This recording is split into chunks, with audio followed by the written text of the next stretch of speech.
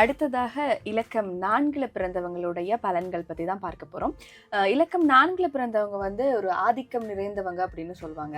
அதே மாதிரி சமூகத்தை வந்து ஒரு சமுதாயத்துக்கு ஒரு சேவை செய்யக்கூடிய ஒரு எண்களாக வந்து 4ஆம் இலக்கத்துல பிறந்தவங்க திகழ்றாங்க அப்படிங்கிற மாதிரி கேள்விப்பட்டிருக்கையா? நீங்க அதை பத்தி உண்மைதாமா. அந்த 4 தாமா வழி நடத்துறது, சமூகத்தை வழி நடத்தக்கூடிய ஒரு படையை வழி நடத்தக்கூடிய இயல்பான ஆற்றல் அவங்களுக்கு இருக்கும். இவங்களோட ஆதிக்கம் எப்படி இருக்குன்னு சொன்னால், என்னத்தை சொன்னாலும் சமூகம் நம்பும். அந்த அளவுக்கு திறமையானவர்கள். பெரிய நீதிபதிகள், சட்டத்தரணிகள், பெரிய அரசியல் தலைவர்கள் நாளில் இருக்காங்க. நாளுங்கிறது வந்து ஒரு உலகத்துக்கு தேவையான எண் தான். இப்போ பொதுவாக 4ஆம் தேதி பிறந்தவங்க சாந்தமாகவும் தெளிவாகவும் எல்லா முடிவுகளையும் எடுக்கக்கூடிய ஆற்றல் படைத்தவங்க. நல்ல நல்ல வாய்ப்புகள் அவங்களுக்கு இயல்பாகவே தேடி வரும். அப்போ முன் எச்சரிக்கை எப்பயுமே இருந்துக்கிட்டு இருக்கும். அப்படி செஞ்சால் இப்படி ஆயிருமா, இப்படி செஞ்சால் அப்படி ஆயிருமான்னு சொல்லிட்டு அதில் மனசு கொஞ்சம் படபடப்பாக இருந்துக்கிட்டே இருக்கும். அது அவங்களுக்கு தேவையே இல்லை. அது நார்மலாக இருந்து வாழ்க்கை நல்லா போகும்.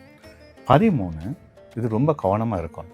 இந்த 13 எண் வந்துமா, இதில் தான் ரொம்ப உயர்ந்த நல்ல மனிதர்களும் இருக்காங்க. இனி இல்லாத சமூகத்தில் ஒதுக்கப்பட்ட பயப்படக்கூடிய மனிதர்களும் இதில் இருக்காங்க. அப்போ அவங்களோட வளர்ப்பு சூழல், அவங்களுக்கு ஏற்ற அனுபவங்கள், இதை வச்சு தான் அதை நிர்ணயிக்கும். ஏன்னா 4ல் 13 வந்து 2 விதமான கொள்கைகள் கொண்டவர்களாக இருப்பாங்க. மகான்களாகவும் இருப்பாங்க, மதிக்கத்தகாத மனிதர்களாகவும் இருப்பாங்க. அப்போ அது பெற்றோர்கள் இந்த 13ஆம் பிறந்த குழந்தைகளாக இருந்தால் ஆரம்பத்தில் நல்ல வழியோடு வளர்த்தாங்கன்னா அவங்க மாதிரி இந்த உலகத்தில் சிறந்தவர்களாகவும் ஞானிகளாகவும் சித்தர்களாகவும் இருக்கிறது வேறு யாரும் இல்லை.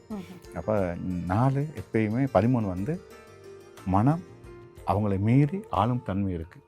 அப்போ அவங்க அந்த மனம் என்ன அவங்கள மீறி ஏதோ வழி நடத்துகிற மாதிரி ஒரு இருந்துக்கிட்டே இருக்கும்.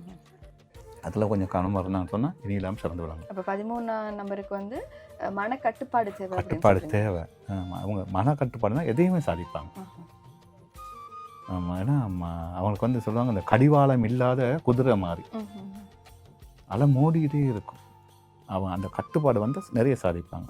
அடுத்து 22 இவங்க வந்து பெரிய ஆராய்ச்சியாளர்கள், திட்டமிட்டு எதையும் செய்யக்கூடியவர்கள், சாதிக்க திறன் அவ்வளோ இதாக இருக்கும். அடுத்து 31 இவங்கம்மா ஜனரசிகம், எல்லாத்தையும் கவர்ந்துருவாங்க. இவங்க எல்லாத்தையும் கவர்ந்துருவாங்க. இவங்களோட ஒரு நல்ல இவங்கக்கிட்ட இருக்கிற தீமையான செயல்கள் கூட வெளி உலகத்துக்கு தெரியாது. பேச்சாலையும் சரி, நட உடையிலையும் சரி, அவங்களுக்கு ஒரு தனி பாதை, தனி உடை, ஒரு பாவனை, ஒரு கம்பீரம் தனியாகவே இருக்கும். இந்த 31ங்கிறதுமா ஒரு சக்தி வாய்ந்த எண். இதை சொல்லுவாங்க குருவும் சூரியனும் இணைந்த எண். அப்போ சூரியன் எவ்வளோ பலம், நம்ம எவ்வளோ தான் கண் பார்வை தெளிவாக இருந்தாலும் வெளிச்சம் இல்லாட்டி எதையும் பார்க்கலாமா? பார்க்கலாம். அதே மாதிரி குரு எப்பயும் தேவை, ஒரு வழிகாட்டல் இருக்குது தேவை. நம்ம எவ்வளோ பெரிய அறிவாளிகள் இருந்தாலும் நம்முடைய வாழ்க்கையில் நிறைய ஒரு சின்ன குழந்தைகிட்டையும் நம்ம பாடங்கள் கற்றுக்கொள்வோம், ஒரு பெரிய மனிதர்கிட்டையும் கற்றுக்கொள்வோம், சமூகத்தில் உலவாதங்களையும் நம்ம பாடங்கள் கற்றுக்கொள்வோம். அப்போ எப்பயுமே நம்மளுக்கு அனுபவம் ரொம்ப முக்கியம் வாழ்க்கையில் செம்மையாகிறதுக்கு. அந்த மாதிரி எல்லா அனுபவங்களையும் பெற்றவங்களாக தான் அப்படி இருப்பாங்க. இப்படிப்பட்டவங்களுக்கு இந்த 2026ஆம் ஆண்டு அதிர்ஷ்டமான ஆண்டுமா. இவங்களுக்கு நினைக்கிறதெல்லாம் நடக்கக்கூடிய ஆற்றல், நினைக்கிறதெல்லாம் நடக்கிறதுக்கான சூழல் நிறையவே இருக்குது. கொஞ்சம் முயற்சி செய்தால் போதும், நல்ல நல்ல வாய்ப்புகள் தானாக நாடி வரும். வெளிநாட்டுக்கு போகணும் முயற்சி பண்ணி தடையா, நிச்சயமாக அதுக்கான வாய்ப்புகள் இருக்குது. வண்டி வாகனம் வாங்கணுமா, வீடு, திருமணம், இப்படி வாழ்க்கையில் மனிதன் தேவைகளை பூர்த்தி பண்ணுறதுக்கான சூழல், எல்லா சந்தோஷங்களையும் அடையிறதுக்கான வாய்ப்பு இந்த 4ஆம் எண்காரர்களுக்கு இருக்குது. தெளிவு தேவை.